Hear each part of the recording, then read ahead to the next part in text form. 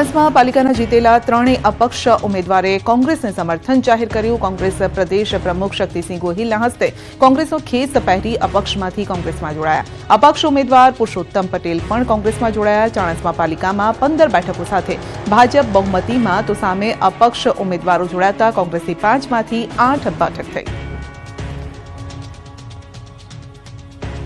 બોટાદમાં 2000થી વધુ વિદેશી દારૂ બોટલ પર ફરી બુલડોઝર.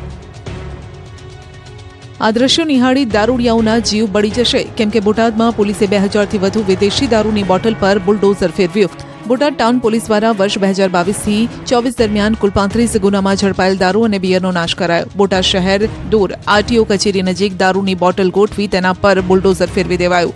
બોટાદ પ્રાંત અધિકારીની હાજરીમાં 2,87,000 રૂપિયાનો દારૂનો નાશ કરાયો છે.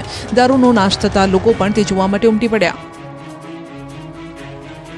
રાવલ ગામે કૂવામાં ખાબક્યો આખલો જેસીબીથી બહાર કઢાયો. નંદી મહારાજ અચાનક જ કૂવામાં ખાબક્યા. બચાવ કામગીરી દરમિયાન એક સમય તો એવો આવ્યો કે નંદી મહારાજ દોરડામાંથી છટકીને ફરી પાણીમાં ખાબક્યા. પાણીમાં ડૂબવાના ડરથી તડફડિયા મારવા લાગ્યા. આ ઘટના દ્વારકાના રાવલ ગામની છે, જ્યાં વર્તુ નદીની નજીક આવેલા મોટા કૂવામાં નંદી મહારાજ પડી ગયાની જાણ ગણપતિ ગૌશાળા ગ્રુપના સભ્યોને થઈ. સ્થિતિનો તાગ મેળવ્યો અને જેસીબી લાવ્યા. એક વ્યક્તિ દોરડું લઈને જેસીબીના આગળના સુપડામાં બેસીને કૂવામાં ઉતર્યો. નંદી મહારાજને દોરડું બાંધ્યું. બાદમાં જેસીબીથી ઉપર ખેંચવાની શરૂઆત કરાઈ. જો કે દોરડું છટકી ગયું. બાદમાં વધુ એક પ્રયાસ કરવામાં આવ્યો. જ્યારે નંદી મહારાજને ઉપર ખેંચવામાં આવી રહ્યા હતા ત્યારે બધાના જીવ તાળવે ચોંટી ગયા હતા. પરંતુ સૌની મહેનત રંગ લાવી અને આખલો બહાર આવી ગયો હતો. સુરતમાં દંપતીને ટક્કર મારનાર રફતારનો રાક્ષસ પકડાયો.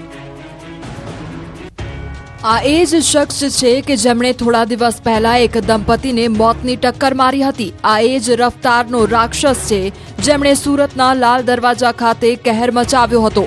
સુરતના લાલ દરવાજા ખાતે પૂરપાટ આવતા નબીરાએ એક બાઇક પર જતા દંપતીને ઉલાડ્યું હતું અને કાર લઈને ભાગી ગયો હતો. આ મામલે કાર ચાલકની મૈધરપુરા પોલીસે ધરપકડ કરી. પોલીસે સીસીટીવી ફૂટેજના આધારે કાર ચાલકને ઝડપી પાડ્યો.